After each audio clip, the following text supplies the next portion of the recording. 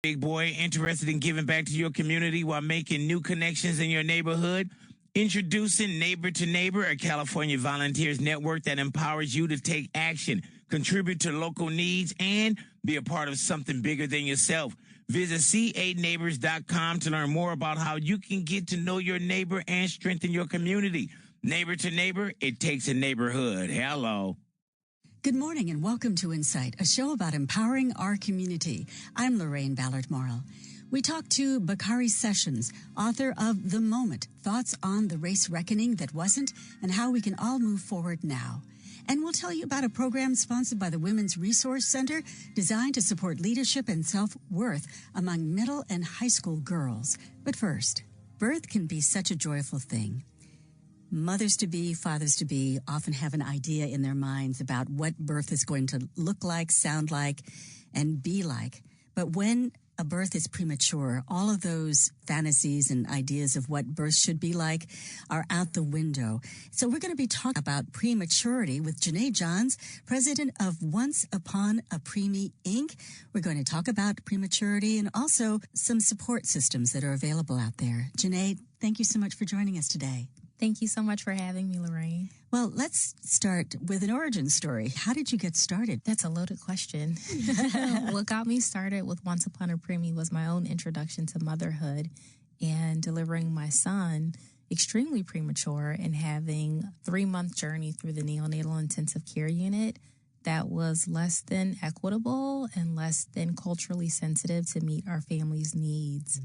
At the time that I birthed my son, I was also leading health disparities work for one of the nation's largest Medicaid managed care organizations. So in my day job, I'm responsible for helping to train doctors and nurses in hospital systems on delivering high-quality, culturally competent care and to address racial and ethnic disparities.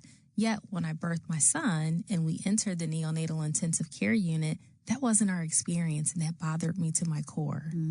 And although when I was sitting in the NICU with my less than 2-pound son, I didn't know that I was giving birth to Once Upon a Preemie nonprofit organization, but the experience was so overwhelming, so traumatic, and so difficult. I knew I wanted to do something to help other families who would one day be in that space.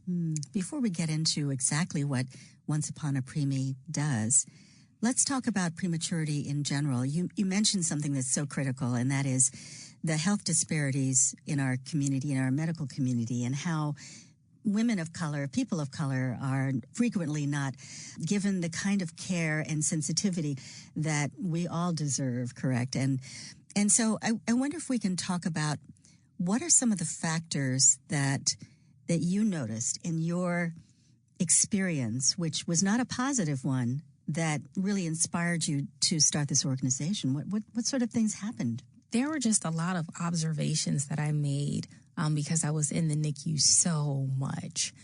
After all, the NICU became our family's home until my son was healthy and strong enough to be discharged to come to his real home with us. But during that time, I just observed things like differences in the way that the healthcare staff and the healthcare professionals will communicate with my partner and I. I also noticed and observed the lack of cultural congruence, meaning the NICU served a highly Black population, and there were little to no Black staff who were wrapping resources and supports around these families.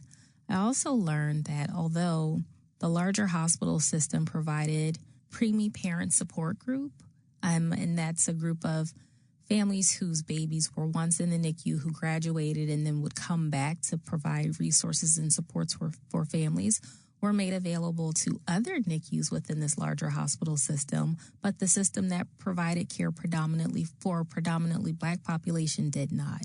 And so just those 3 observations alone allowed me to see firsthand the disparities and the differences in the way that Black families are treated when they're receiving care in hospitals and in institutions and how others were.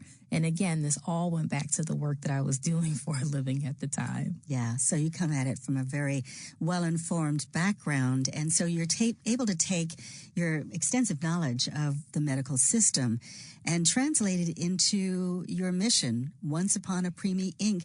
Tell us exactly, what do you do? We do a lot, but at the core of who we are and what we do, we center the lived experiences of Black birthing women and women with premature families and make sure that we are helping healthcare institutions and hospitals to deliver equitable care. We also do a lot of work around policy advocacy to mandate equity in all Black maternal health and neonatal legislation. And then we also fundraise so that we can donate our book, Once Upon a Preemie, to families who are bedside with their babies in the NICU. So tell us specifically, a family has a premature baby. What is it that they can do once they reach out to you? Although we love our preemie families, a lot of our work is at the grass tops level, meaning we do a lot of work directly with hospitals and healthcare systems, as well as policy and decision makers. For family, we offer our book resources, and they can also visit our website to download information on things like how to navigate the NICU, what it means to be a parent in the NICU, how to ask the right questions and make sure that you're being your baby's best advocate pre, during, and post-NICU journey. Well, I can imagine that when a family is thrust into this situation where their child is premature, there's so many emotions that are going on. Certainly the incredible concern and worry that you have for your baby. And so sometimes you just don't know what to ask. So asking the right questions and being able to have a guide that will help you do that has got to be invaluable. What are some examples of the questions that should be asked? How is my baby doing? I mean, there are no right questions. There are no wrong questions. As a parent with a child who's premature, any question is the right question. And because there is such a power dynamic in that environment, all too often families feel too afraid that they won't use the right medical jargon or speak or language to make sure that they're articulating their questions correctly. And we discourage that. We're like, any question that you have about the health of your baby, the medications they're receiving, if you're observing something different than what the doctors are telling you about your baby, you have to speak up, because for preemie babies, that could be a life-saving conversation. Yeah. We always encourage our preemie families to lean into your intuition, because it's there and it's very strong during that time in the NICU. Absolutely. Now, you talk about advocating on a governmental level. What are some things that you would like to see change? We would absolutely love to see implicit bias training mandated at the federal level and in every state. For us, we lead training services that are just a mirror image reflection of how families receive care. And we've seen in our training programs in a number of states a reduction in disparities by healthcare professionals taking serious how to communicate with families, how to treat them, how to listen to them and integrate them into the care delivery model. We would also like to see women with lived experiences being a part of any policy solutions that are being developed. We don't have to look to other nations. We don't have to do more research studies. We don't need to produce more data reports. We simply need to listen to the people who have lived through these journeys and experiences and the solutions that they would like to put forward to center them into Black maternal health and NICU legislation.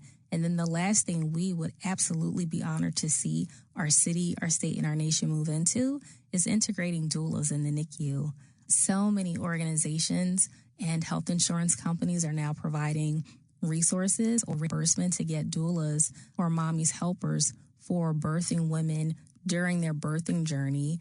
And for us, our birthing journey doesn't stop until our baby comes home from the NICU.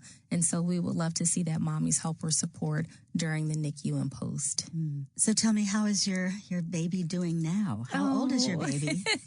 Thank you so much for asking that question. He's 9 going on 39, and he is doing amazing. He's in the 4th grade, reading above grade level. He loves all things sports, all things vacation. He is doing phenomenal, but we do still live with some of his NICU scars. We have to navigate and manage an asthma condition, which flares up sometimes during weather transitions.